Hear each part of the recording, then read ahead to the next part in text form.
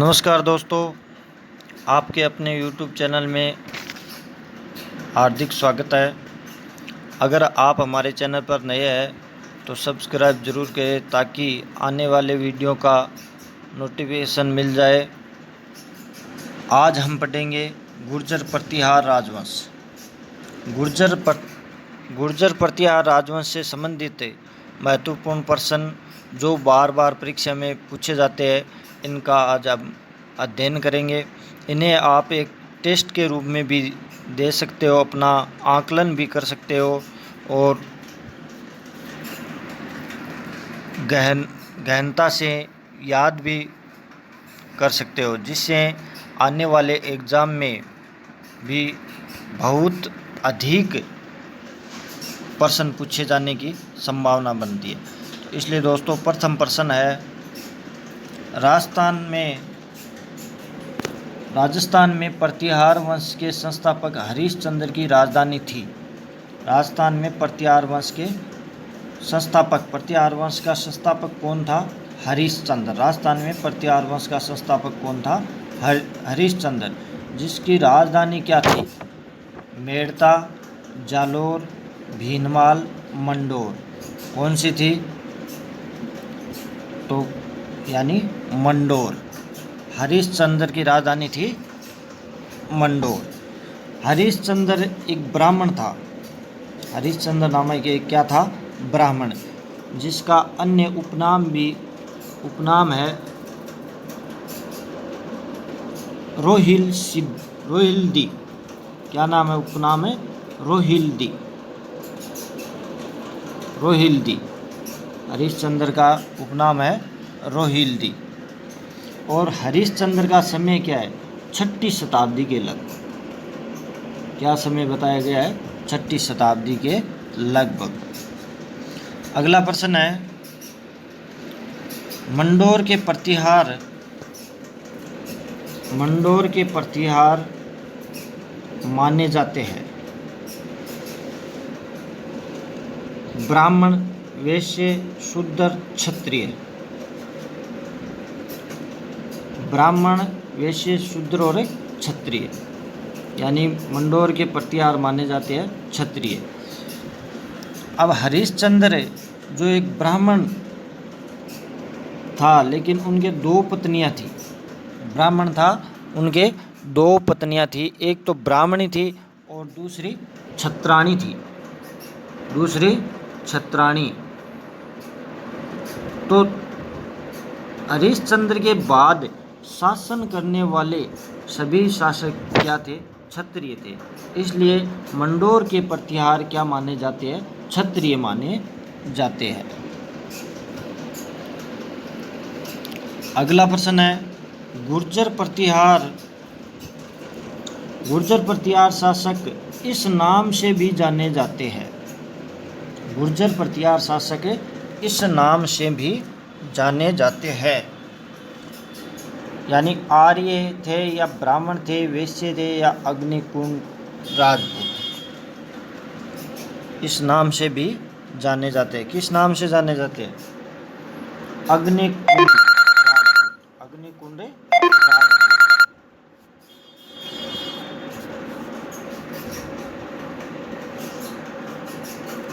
अग्निकुंड राजपूत। गुर्जर प्रतिहार शासक इस नाम से भी जाने जाते हैं, यानी किस नाम से? अग्निकुंड राजपूत। यानी अग्निकुंड से ही राजपूतों की उत्पत्ति, गुर्जर प्रतिहारों की उत्पत्ति होना बताया गया है। अगला प्रश्न है,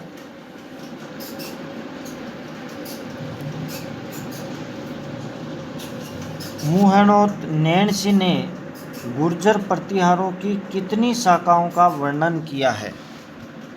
मुहैणोत नैणसी ने गुर्जर प्रतिहारों की कितनी शाखाओं का वर्णन किया है? यानी 22, 24, 26 या 28। कितनी शाखाओं का किया है? 26 शाखाओं का।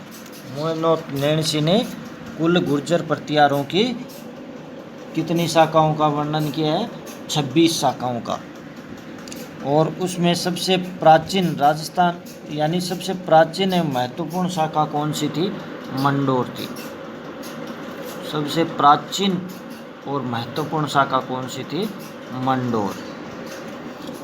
अगला प्रश्न है,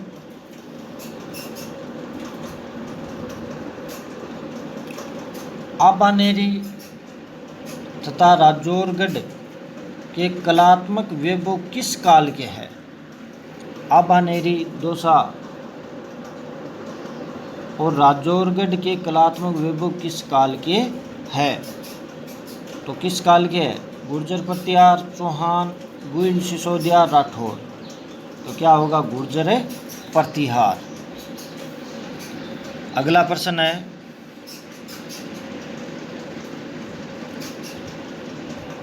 प्रतिहार राजा नागभट्ट प्रथम की राजधानी कौन सी नगरी नहीं थी? यहाँ ध्यान से देखना, कौन सी नगरी नहीं थी? प्रतिहार राजा नागभट्ट प्रथम की राजधानी कौन सी नगरी नहीं थी?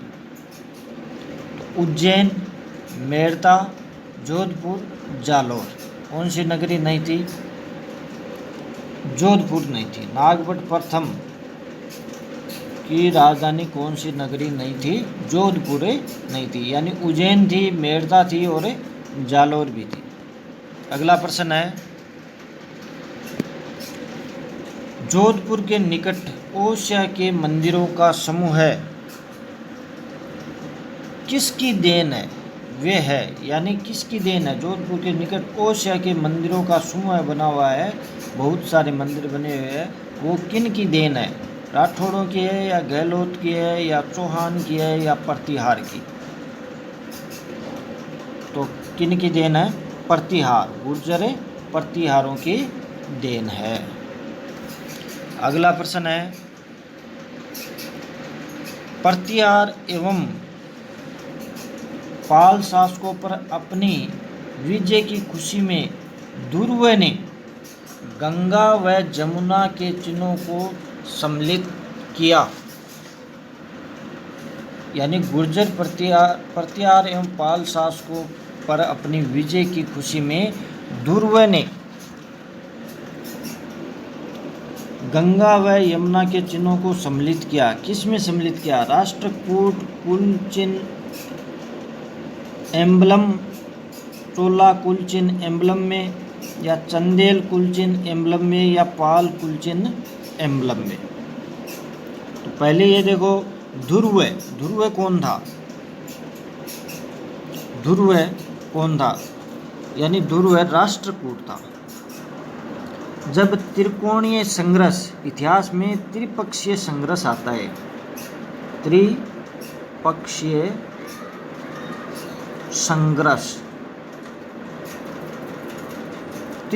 संघर्ष यानी त्रिकोणात्मक संघर्ष, जिसकी शुरुआत किसने की थी? गुर्जर प्रतिहार नरेश।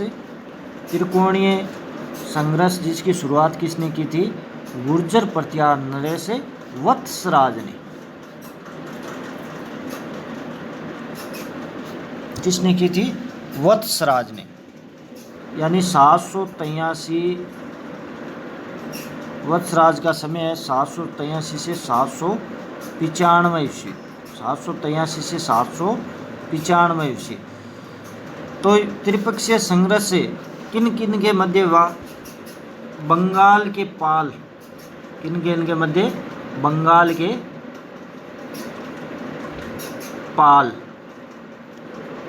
और दक्षिण के राष्ट्रकूट, दक्षिण के राष्ट्रकूट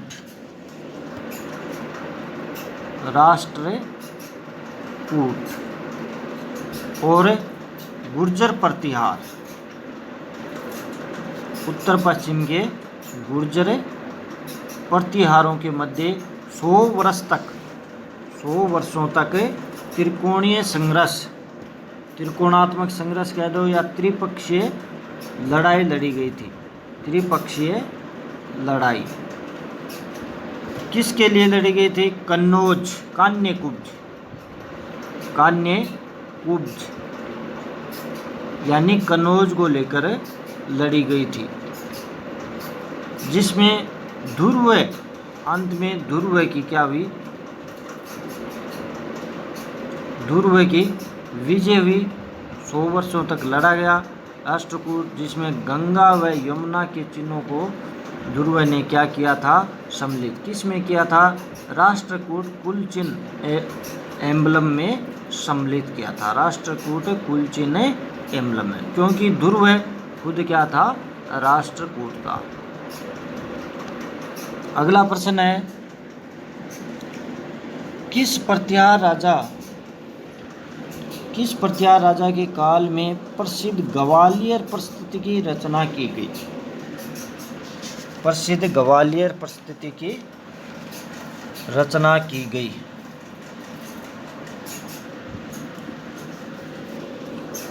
तो रामभद्र, वत्सराज, भोज प्रथम, भोज द्वितीय। ग्वालियर परिस्थिति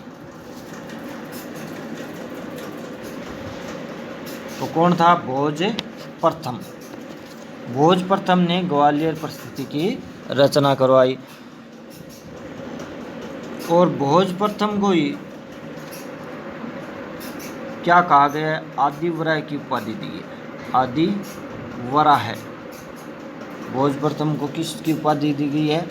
आदिवराह की उपाधि दी गई है। आदिवराह कोई एक दूसरा नाम है प्रभास। प्रभास की उपाधि भी किसको दी गई है? भोज प्रथम। और भोज प्रथम के समय में अरब यात्री, भोज प्रथम के समय में अरब यात्री सुलेमान, कौन आया था? सुलेमान, जिसने भोज को बहुत बड़ा शक्तिशाली शासक बताया है। अगला है, चीनी यात्री जिसने भीनमाल की यात्रा की थी। चीनी यात्री जिसने भीनमाल की यात्रा की थी, कौन था? भीनमाल की। Fahien, Itsing, Xuanzang, संयुगन।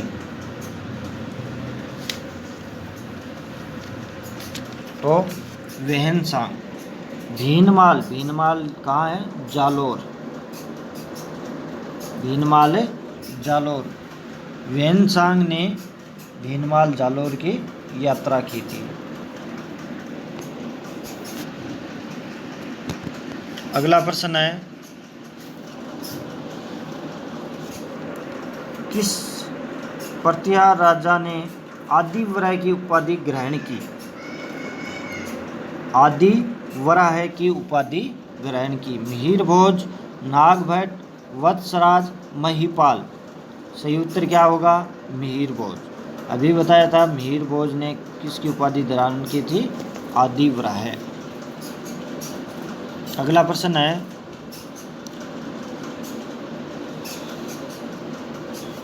किस विदेशी यात्री ने गुर्जर प्रत्याहार राजवंश की सैन्य शक्ति एवं समृद्धि का उल्लेख किया है?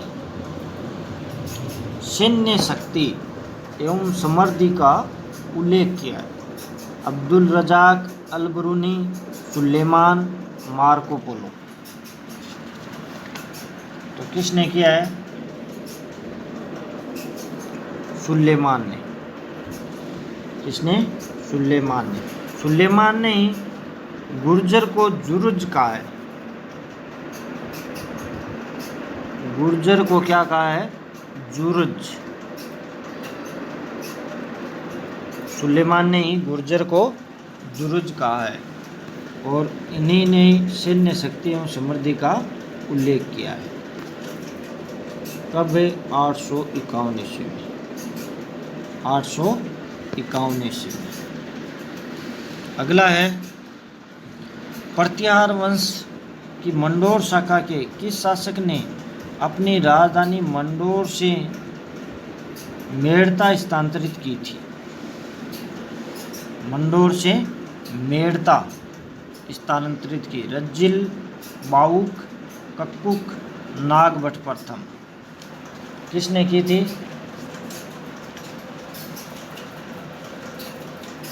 यानी नागभट्ट प्रथम ने।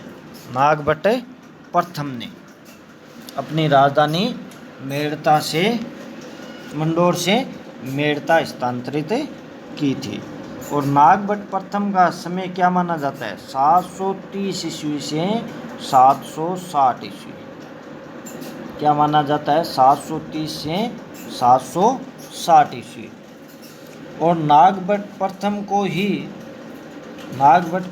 ही नारायण कहा गया। नारायण। और नागभट्ट प्रथम को ही मलेच्छों का नाशक, मलेच्छों का नाशक, नागभट्ट प्रथम को ही क्या कहा गया? मलेच्छों का नाशक।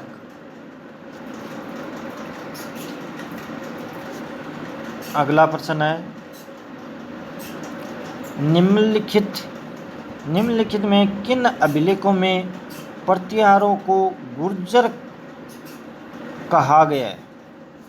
किन अभिलेखों में प्रतिहारों को गुर्जर कहा गया है?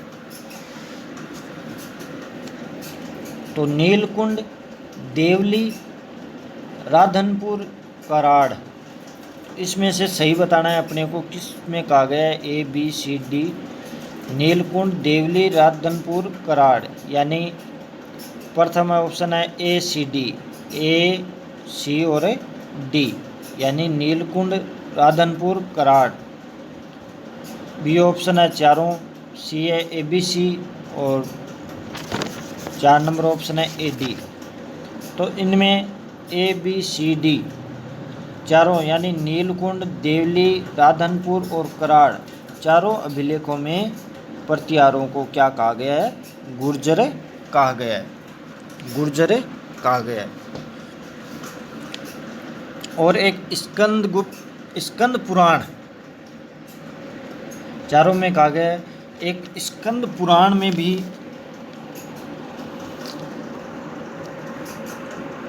पंच द्रविड़ों में गुर्जरों का उल्लेख मिलता है।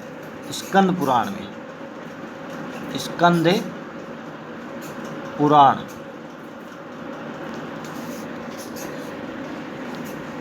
स्कंद पुराण में पंच द्रविड़ों का उल्लेख किया गया है, जिसमें पंच द्रविड़, 5 द्रविड़ों में, यानी पंच द्रविड़ों में गुर्जरों का उल्लेख, गिनती की गई है। गुर्जरों की गिनती की गई है। अगला है, संस्कृत कवि राजशेखर किसके दरबार में था? संस्कृत कवि राजशेखर किसके दरबार में था? महेंद्रपाल प्रथम, मिहिर भोज, वत्सराज, नागभट्ट प्रथम। नागभट्ट तो किसके दरबार में था? महेंद्रपाल प्रथम के। संस्कृत कवि राजशेखर किसके दरबार में था? महेंद्रपाल प्रथम के दरबार में था। राजशेखर ने कई प्रसिद्ध रचनाएं लिखी थी, जिसमें मुख्य कर्पूर मंजरी। कर्पूर मंजरी, कर्पूर मंजरी के लेखक कौन है? राजशेखर। कर्पूर मंजरी, काव्य मीमांसा, काव्य मीमांसा, कर्पूर मंजरी, काव्य मीमांसा, भुवन कोश, भुवन कोश, हर विलास, भुवन कोश, हर विलास, तो ये सब रचनाएं किनके है? राजशेखर की। और राजशेखर किसका दरबारी कवि था? महेंद्र पाल प्रथम का दरबारी कवि था। और यह भी माना जाता है कि राजशेखर महेंद्र पाल का गुरु भी था। क्या था? गुरु। दरबारी कवि ही नहीं, महेंद्र पाल राजशेखर को अपना गुरु भी मानता था। अगला प्रश्न है, प्रतिहार शासकों में रोहिल्दी के नाम से जाना जाता है। रोहिल्दी के नाम से जाना जाता है। किसे जाना जाता है? रज्जिल, मिहिर भोज, हरिश्चंद्र, महेंद्र पाल। तो किसे जाना जाता है? हरिश्चंद्र को। पीछे भी बताया था, रोहिल्दी के नाम से किसे जाना जाता है? हरिश्चंद्र को। अगला प्रश्न है,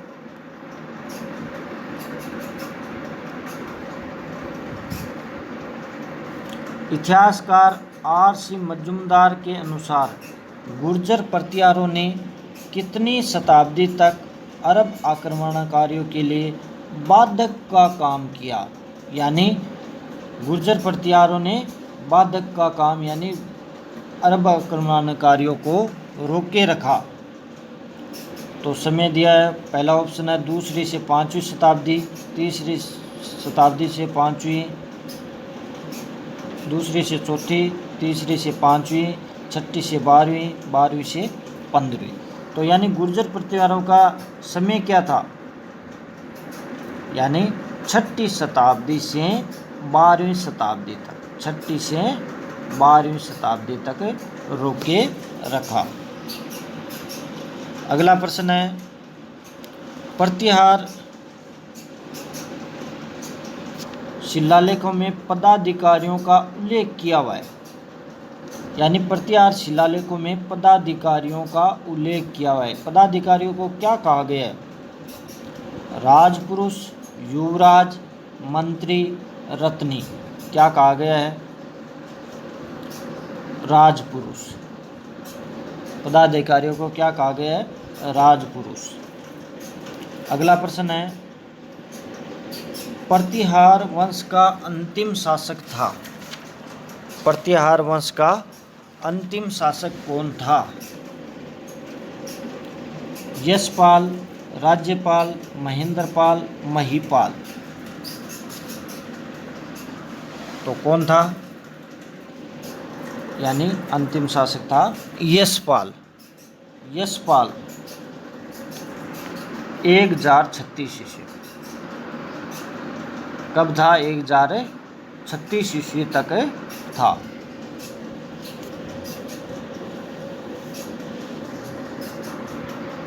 अब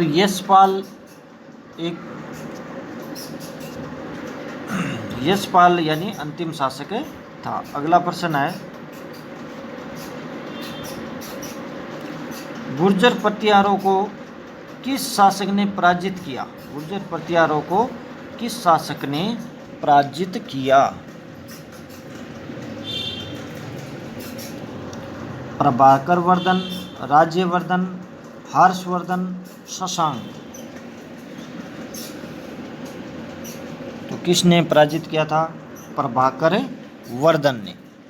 गुर्जर प्रतिहारों को प्रभाकर वर्धन ने पराजित किया था।